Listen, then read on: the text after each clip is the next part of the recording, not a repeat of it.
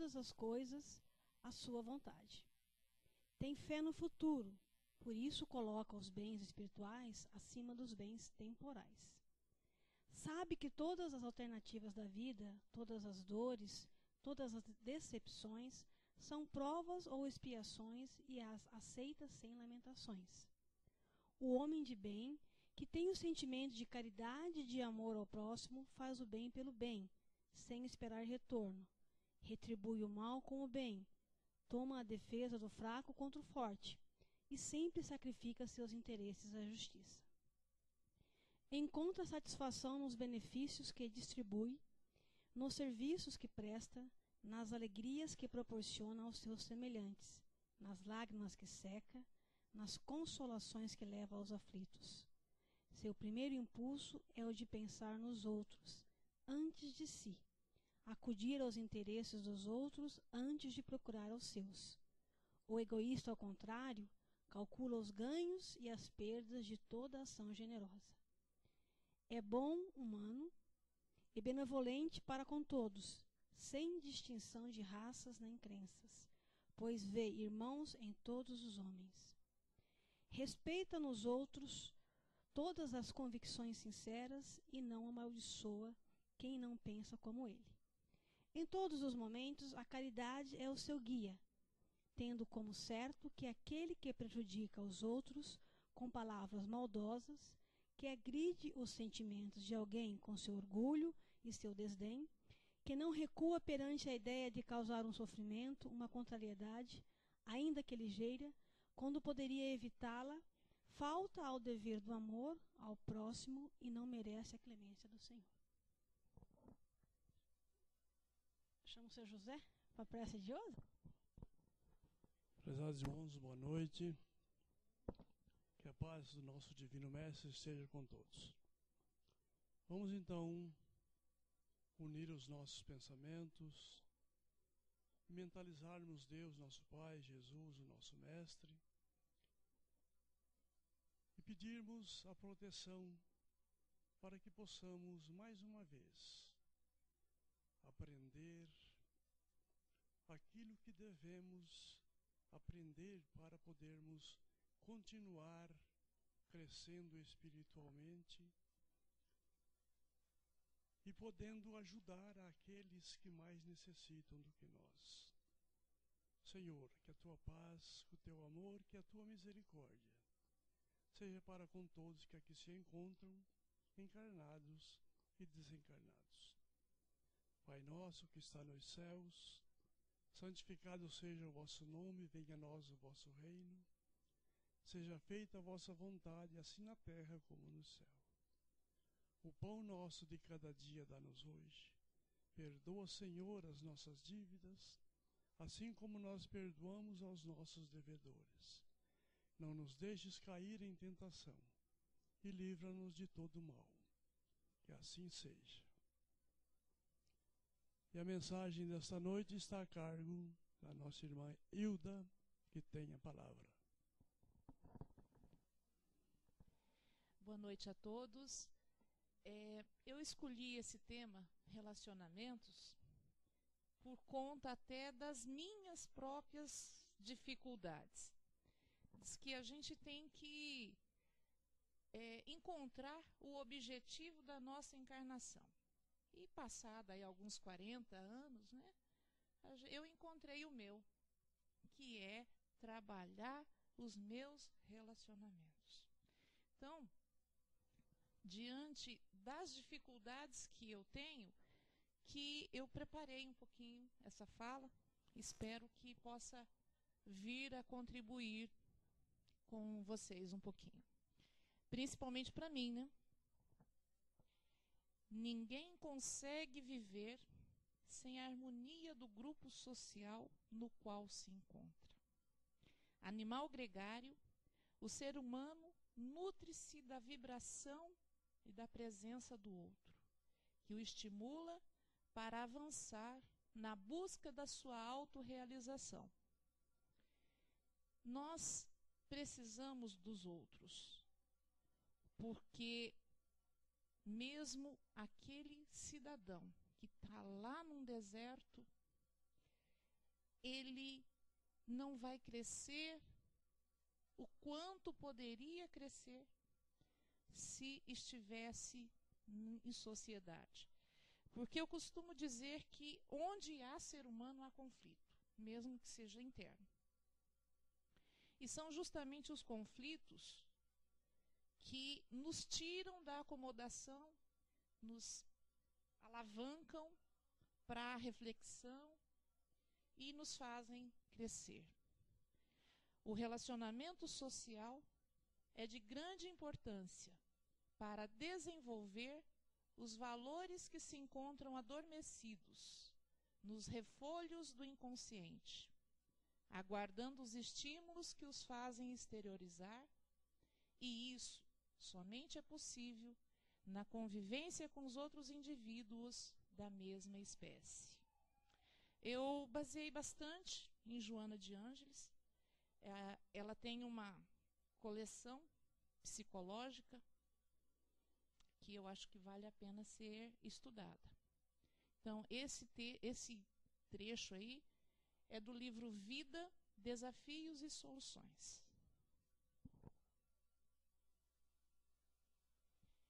Na década de 80, mais ou menos, nós tivemos um cientista que trouxe essa teoria aí, a teoria das inteligências múltiplas. Naquele momento, eram 7 inteligências.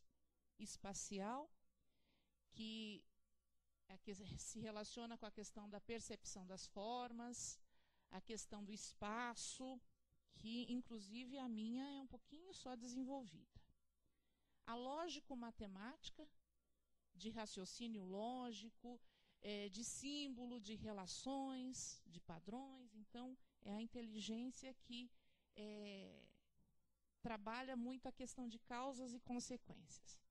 A inteligência musical, que está relacionada, lógico, à música. A inteligência linguística, que está relacionada à questão da linguagem, tanto escrita quanto oral. A questão estimular, comunicar, relatar. Então, tudo que se refere à questão da linguagem seria a inteligência linguística. A inteligência corporal sinestésica, que se relaciona à questão dos nossos impulsos. Então, se relaciona ao controle dos nossos impulsos, né? A questão da coordenação motora. Seria através dessa inteligência que nós aprendemos a andar, a dançar e a fazer as coisas que são manipuláveis, motoras. A inteligência interpessoal, que daí envolve basicamente o tema da nossa noite, que é a questão de relacionamentos, interações, compreensão das pessoas, a questão, que eu esqueci o nome agora, depois está lá na frente. A inteligência intrapessoal, que se refere muito à questão do autoconhecimento, de como você se analisa, os seus sentimentos, o seu pensamento. Então, naquele momento, eram essas as inteligências. Depois, com os estudos, surgiu outra inteligência chamada naturalista, que é a que se relaciona com a questão da preservação do meio ambiente, a questão da biologia, enfim, esses aspectos relacionados à natureza. E esse slide aí é anterior, mas já é considerado também a inteligência espiritual, que é justamente a nossa ligação com Deus. Como é que isso ocorre? Não está ligado a nenhuma religião, mas a esse sentimento que liga a criatura ao Criador.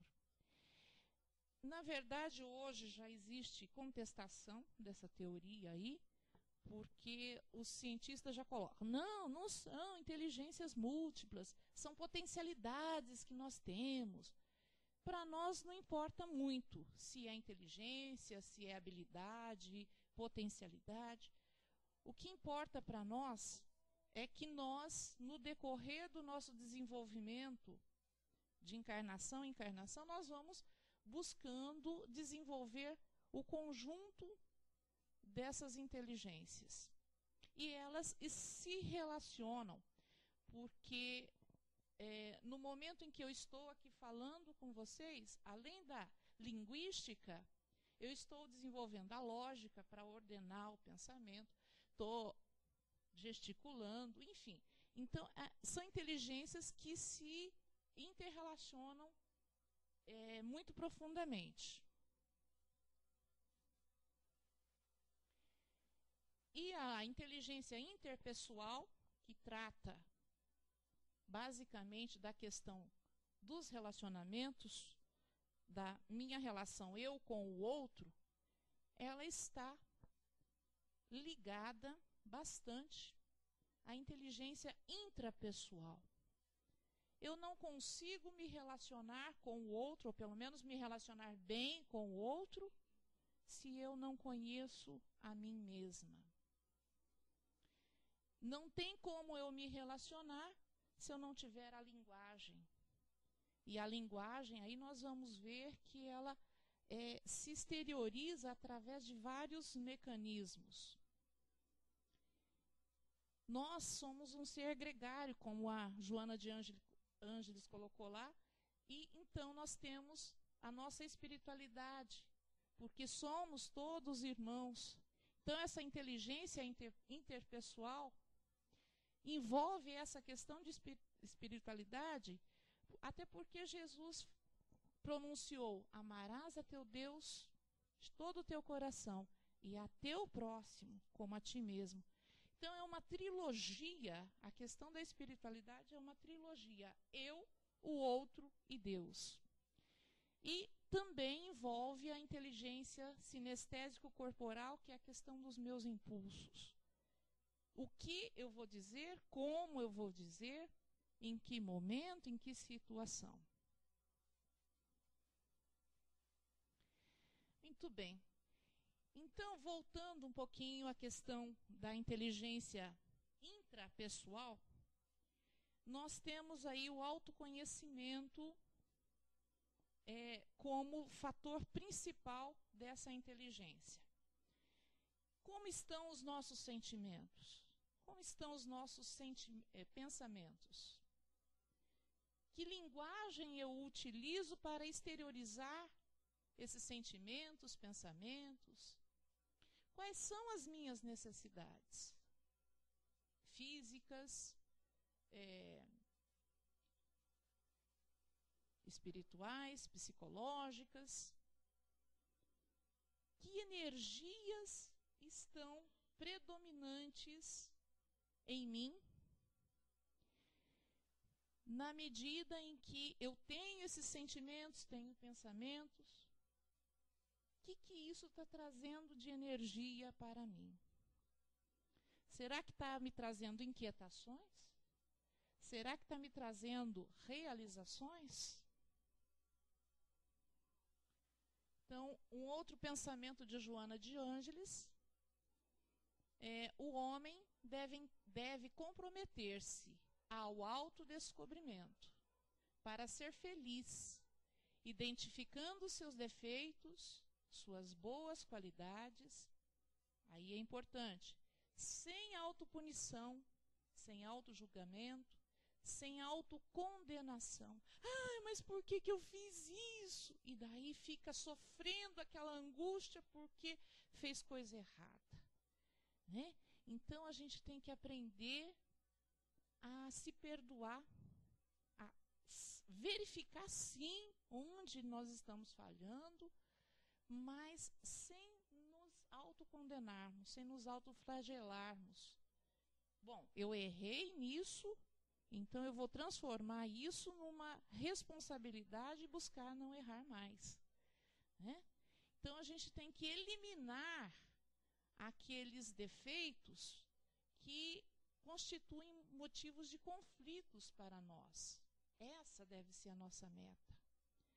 Embora o conflito eu considero que seja algo muito importante exatamente para a gente poder estar repensando sempre as nossas atitudes. Empenhar-se por atenuar as manifestações primitivas de agressividade e posse, desenvolvendo os valores de harmonia, vivendo bem a cada momento. Então, essa última frase aí, vivendo a cada momento, eu queria destacar no sentido de que não ficar preso ao passado. Ah, se eu tivesse feito aquilo outro. Ah, no tempo que eu era criança que era bom. Né? Então, a gente fica muitas vezes se lamentando de coisas que poderiam ter sido diferentes e não foram. Ou então a gente fica, eu tenho que colocar meu filho na faculdade, tenho que comprar isso, comprar aquilo, mas para isso eu preciso fazer uma poupança, não sei o quê. Enfim, a gente fica só pensando no futuro. E esquece de viver o momento presente. Né? Muitas vezes a gente tem uma orientação no sentido assim, quantas vezes nós preferimos uma televisão a sentar no chão e brincar com o filho? Nós perdemos os momentos presentes. E nós acabamos nos prendendo muitas vezes ou no passado ou no futuro. Renovar-se sempre para o melhor, agindo com correção, sem culpa, sem autocompaixão. Ai, eu sou a vítima de tudo, eu sou o coitadinho. Sem ansiedade. Né? E essa questão de ansiedade, para mim, é uma coisa muito séria, porque a mão começa a suar e eu quero resolver. Eu cheguei aqui, fui a primeira a chegar aqui, quer dizer, o senhorzinho lá estava aqui. Mas essa coisa de ansiedade, de resolver para ontem as coisas. Cada coisa tem o seu momento, tem o seu tempo para ser resolvido. Viver o tempo com dimensão atemporal. Nós somos eternos. E nós esquecemos isso. Em entrega, confiança e paz. Então está numa mensagem chamada Relacionamentos Perturbadores, que eu vou usar em outros momentos aí também.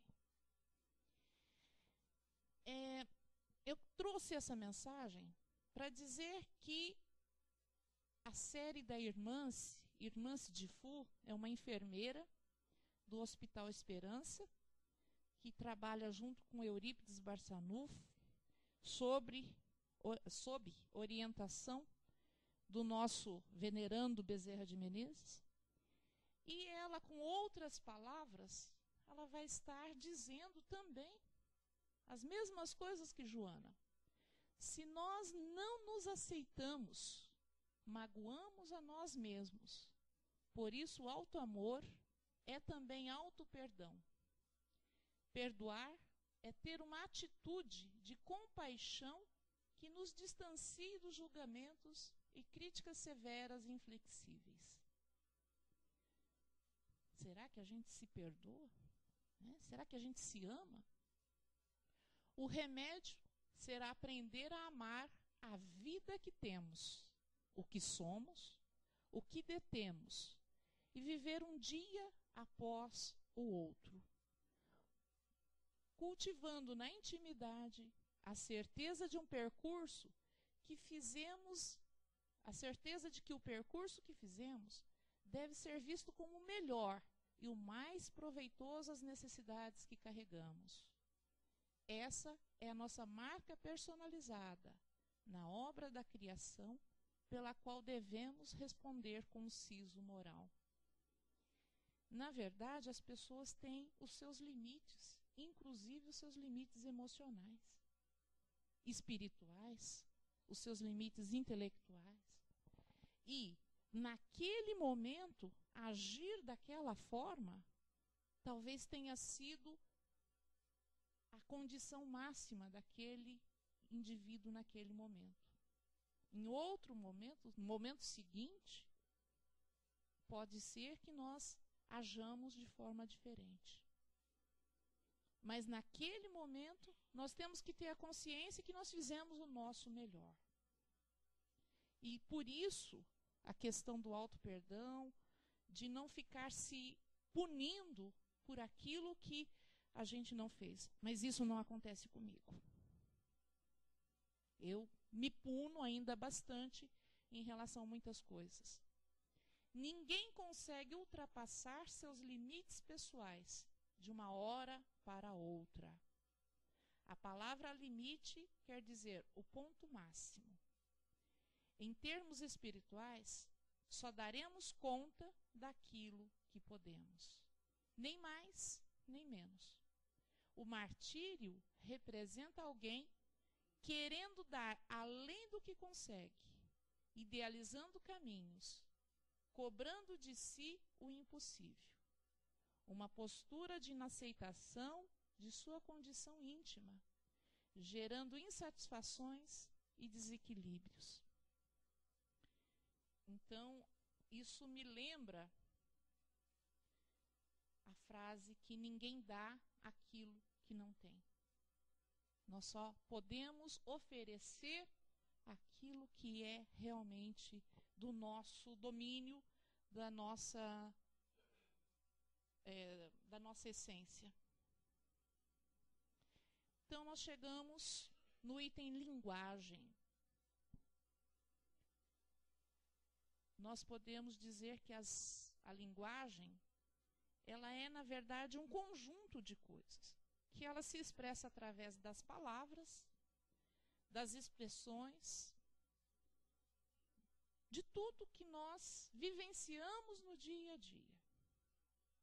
Nesse momento, eu estou falando com vocês não só com as palavras, mas com gestos, com o olhar, com a forma como eu me visto, enfim. A linguagem é algo inerente até ao ser humano. Mas, será que eu estou usando as palavras com foco, com objetividade? No sentido de esclarecer, no sentido de melhorar, no sentido de ser um homem de bem, como o Evangelho leu? Como no Evangelho foi lido? Ou será que nós estamos no item falatório? Esse termo falatório, eu tirei do Emmanuel, em que ele fala, evite o falatório desnecessário, né, as fofoquinhas, evite os tititis, vamos ter mais, pensar um pouco mais naquilo que nós falamos. Que energias nós estamos transmitindo com o nosso relacionar-se? São energias boas? Né? Eu ia trazer uma imagem aqui em que o cara estava tão bravo, que da boca dele estava saindo um murro para outra pessoa. Mas eu falei, deixa, é melhor não. Mas como que nós estamos nos comportando? Não só com as palavras, às vezes as palavras estão dizendo uma coisa, o olhar está dizendo outra, os gestos. Segundo a Joana, novamente, a palavra é um símbolo que veste a ideia, por sua vez, formulação de pensamento, que se torna uma memória acumulada e retorna quando se deve vesti-lo. A memória da sociedade adicionou conceitos sobre amor e relacionamento, estabelecendo sinais que o caracterizam, sem que auscultasse as suas estruturas psicológicas despidas de símbolos. Imprescindível, assim, uma nova linguagem que rompa com os atavismos com a memória da sociedade acumulada de símbolos falsos uns e inadequados outros. Nós sabemos que o nosso pensamento, não chega nem a ser a palavra, o nosso próprio pensamento, já é matéria. Matéria rarefeita? Sim, matéria rarefeita. Mas é matéria. E os nossos pensamentos vão ficando plasmados ao redor de nós. E isso vai criando o que ela chamou ali de memória acumulada. E quando a gente lembra de tal fato, a gente veste aquele fato com os nossos pensamentos.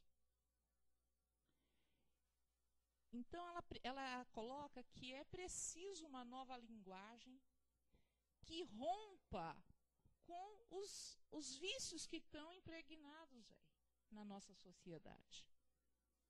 Acumuladas de símbolos, falsos uns e inadequados outros. Né? Então, ela está propondo uma nova visão aí da linguagem. Espiritualidade. Né? No item espiritualidade, eu coloquei ali essa ligação da criatura com Deus através da ética. E quando eu falo em ética, eu coloco basicamente 3 perguntas ali. Quero? É isso que eu quero? Ah, tá. Eu posso? As leis sociais me permitem alcançar isso? Mas nós temos também a moral cristã, que daí vai lá na nossa consciência e responde a pergunta: devo? Será que eu devo fazer isso? Será que eu não vou prejudicar ninguém, inclusive a mim mesmo? Será que isso vai ser efetivamente bom para aquela pessoa? E daí, o homem de bem, que a nossa irmã leu no Evangelho, vem trazendo uma listagem grande de ações sobre essa questão da ética e da moral cristã. Nessa questão de espiritualidade, eu coloquei também a questão de resolução de conflitos. E conflitos mais generalizados possíveis. A minha dificuldade específica. Resolução de conflitos em sala de aula. Quando eu estou lá com 20 e tantos alunos, que um passa, puxa o cabelo do outro e mexe com um, e eu quero dar aula. Isso para mim é um conflito muito grande e que eu não consigo resolver ainda. Mas nós temos, além dos conflitos externos, nós temos os conflitos internos também. Essas inquietações, essa ansiedade, esse desejo de ser melhor do que eu sou hoje e não consigo. E daí eu vou lá para a autopunição, vou lá para a autoflagelação. Não tenho para comigo o amor que eu deveria ter. Então, os conflitos aí são inúmeros. Eu estou recorrendo sempre a Joana, até porque ela tem uma série chamada Série Psicológica, e que isso traz um ensinamento muito grande sobre relacionamento em todos os livros da série. O Homem Integral, eu não estou lembrando os títulos aqui agora. De vez em quando dá branco, né? Quando a gente está aqui em cima. Na convivência com o próximo, o ser humano lima arestas anteriores e ajusta-se ao grupo, aprendendo que a sua perfeita sintonia com os demais resulta em produção e aperfeiçoamento moral para todos. O seu crescimento é conquista geral, o seu fracasso é desastre coletivo. Neste mister, portanto, descobre a beleza da harmonia, que resulta da perfeita identificação com os componentes do conjunto. A Joana traz aí uma responsabilidade, de certa forma, grande para cada um de nós, né? Porque, olha, o seu crescimento é conquista geral e o seu fracasso é desastre coletivo. Pegando um exemplo aí da relação pais e filhos, por exemplo, se o casal lá for bons pais, o filho, a tendência do filho é ser um bom filho. Por outro lado, se a gente vê a falta de compromisso desses pais, né, e nós, professoras aí, né, a gente vê muito como que isso afeta significativamente os filhos. E depois ela faz uma comparação muito inteligente ali. Quem duvide do valor da renúncia pessoal em favor do aperfeiçoamento do grupo, observa numa orquestra qualquer instrumento que se destaque por exibicionismo, destoando da pauta musical, e teremos a tragédia do esforço de todos. Então, o violino, se ele não for tocado na hora certa, ele vai... O maestro vai ficar meio perplexo lá, vai ficar meio bravo, né? Então, esse exemplo que ela dá da questão desse instrumento musical, vamos ser instrumentos musicais afinados, né? Porque senão a orquestra da terra vai estar comprometida a sua harmonia. Há uma necessidade ética, psicológica, moral, em favor do relacionamento entre as criaturas.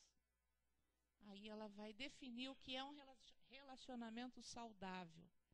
O relacionamento saudável se faz com intercâmbio fraternal, aspirações culturais, doações dignificadoras que se convertam em esforço de construção e momentos enriquecedores. Os estímulos humanos funcionam de acordo com os propósitos agasalhados, porque a mente, trabalhando os neurônios cerebrais, estimula a produção de enzimas próprias aos sentimentos de solidariedade ou às reações belicosas. A nossa doutora aqui pode explicar muito bem isso.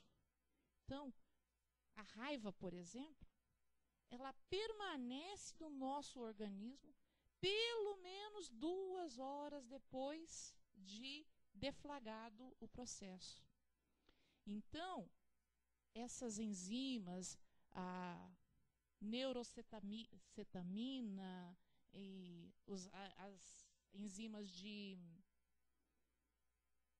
ansiedade,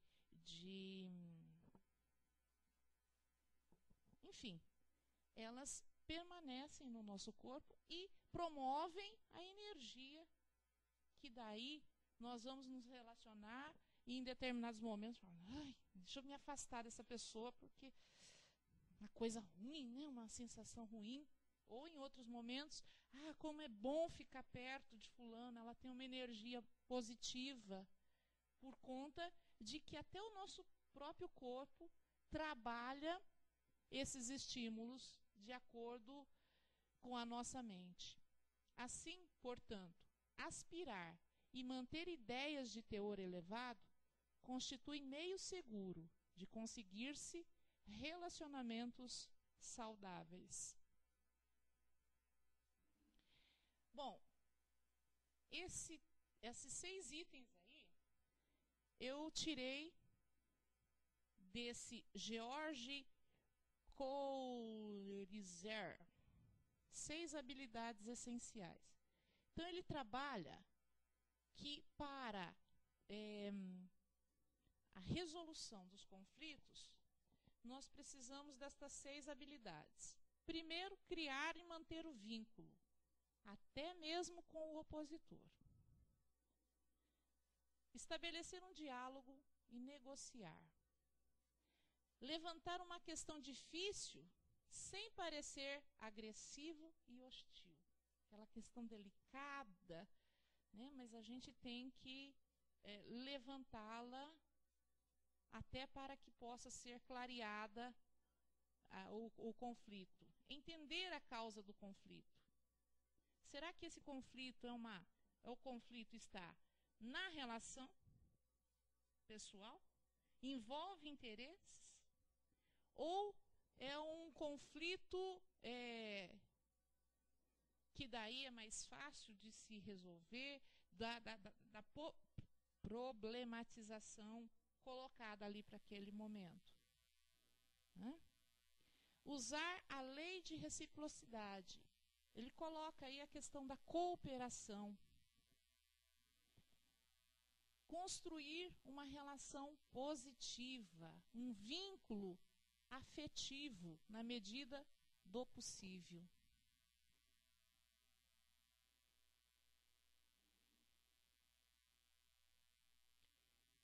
A questão dos nossos impulsos. Então, sinestésico corporal, a inteligência sinestésico corporal. Como está o nosso autocontrole em relação aos nossos pensamentos, sentimentos? Eles são impulsivos? Ou a gente está já num momento de serenidade, de mais tranquilidade? Como é que está a nossa empatia em relação ao nosso irmão? E empatia aí no sentido não de sofrer junto com a dor do outro, porque isso não vai ajudar, mas de compreender a dor do outro. Ou será que nós estamos sendo indiferentes? Ou nós estamos sendo afetivos? Nós estamos indo ao encontro de tudo aquilo que o mestre nos ensinou. Agora que vem o bicho, os relacionamentos perturbadores. Os indivíduos de temperamento neurótico tornam-se incapazes de manter um relacionamento estável. Os conflitos de que são portadores os levam a uma atitude isolacionista a tudo e a todos. Acreditar que os outros não lhes merecem afeição. Quando se vinculam, fazem-se absorventes, castradores, exigindo que os seus afetos vivam em caráter de exclusividade para eles. E quando eu disse no começo que o meu trabalho nessa reencarnação é a questão de estudar os meus relacionamentos, porque eu tenho muitos desses sintomas aí. Nunca fui a um hospital psiquiátrico, mas esses conflitos todos estão inerentes à minha pessoa. Esse relacionamento perturbador faz da outra pessoa um objeto possuído. Os relacionamentos humanos perturbadores, desastrosos, ocorrem por falta de maturidade psicológica do homem, em razão também de seus conflitos, das obsessões, das suas ansiedades. A solução para os relacionamentos perturbadores não é a separação, como supõem muitos, porque muita gente eu já consegui afastar do meu convívio em decorrência do meu temperamento aí meio de opressão. E depois a gente consegue novos relacionamentos, novas oportunidades para ver se a gente já melhorou um pouquinho naquilo lá. Só que as nossas imperfeições, os nossos conflitos, a gente leva com a gente. Então, existe uma tendência a nós continuarmos fazendo da mesma forma, até que caia a ficha e que a gente consiga a adoção do amor, com toda a sua estrutura renovadora, saudável, de planificação, para conseguir o êxito almejado. Para onde ou quem o indivíduo se transfira, conduzirá toda a sua memória, o seu comportamento e o que é. Eu não posso ser a Hilda diferente sem que eu trabalhe a Hilda de hoje. Desse modo, transferir-se não resolve os problemas.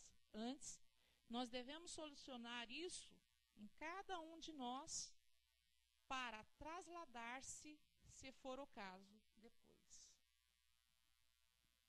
Uma pessoa de temperamento irascível, instável e agressivo terá dificuldades para conseguir amizades duradouras. E a sua conduta gerarão reações inamistosas naqueles com os quais convive. Essa pessoa difícil de convivência é sempre orgulhosa. Pensa possuir meios próprios para impor a sua vontade e, quando defronta outros, entra em luta infeliz. Embora essa aparência ríspida e agressiva, é uma pessoa que sofre, oculta as suas aflições internas. Não se amando, sem respeito nem consideração, perdeu a autoestima, a alegria real, vivendo numa quase permanente inquietação.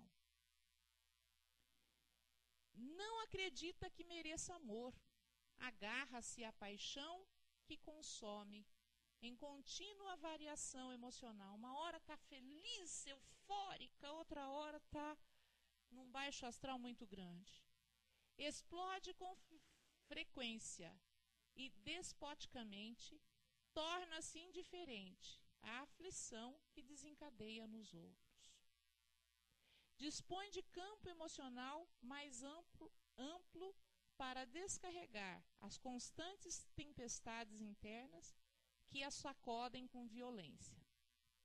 Acredita estar sempre com a razão, sentindo-se incompreendida sempre, e nunca se esforçando para conseguir a mudança de atitude.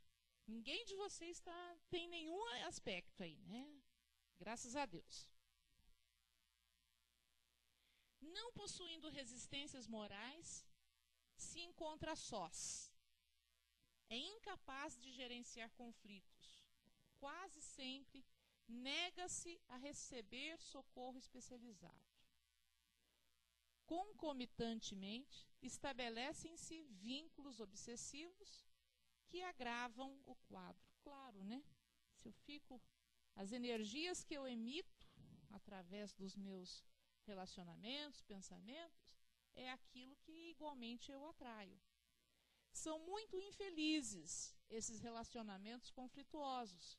Produzem desgaste incessante. Essas pessoas são credores de compaixão e preferem ignorar a própria doença. A Joana aí trouxe assim os exemplos bem fortes, até para a gente poder ver que isso, na verdade, é uma doença psiquiátrica, né?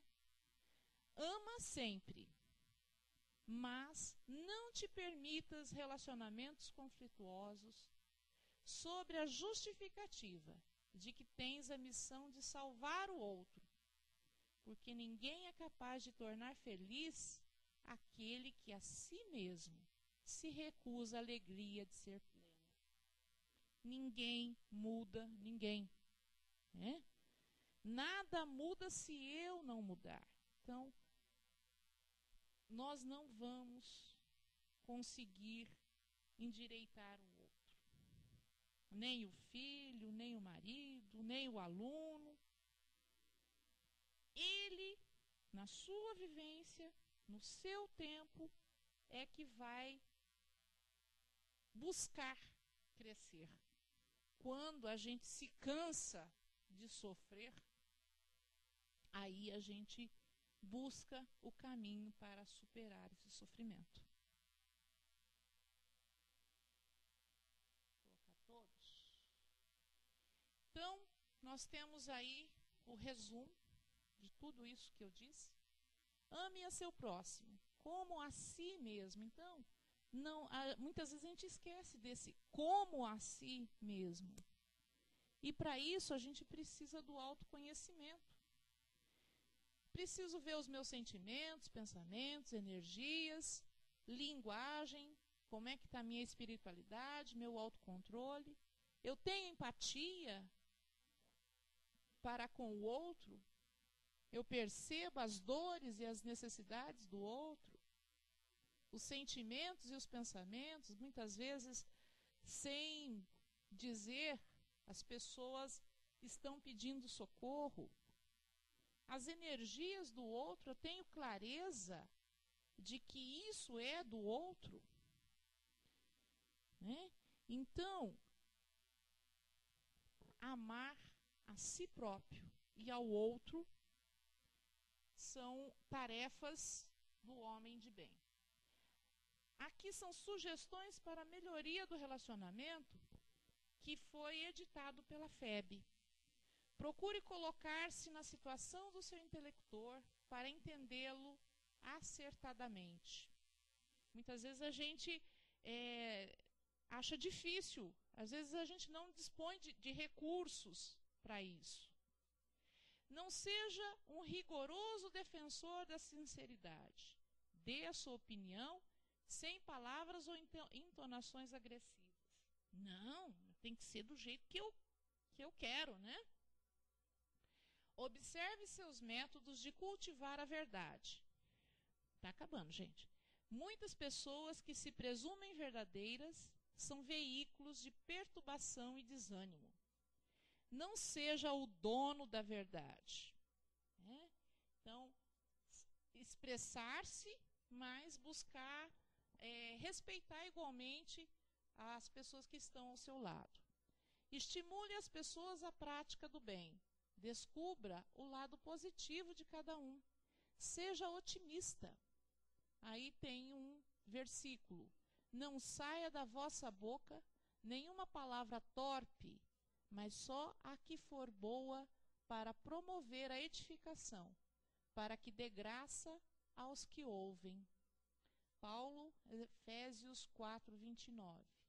Lembre-se de que o mal não merece comentários em tempo algum. Sua conversação dirá das diretrizes que escolheu na vida. O otimismo é manancial de força para os seus dias de luta. Deixe os outros falarem também. Saiba escutar.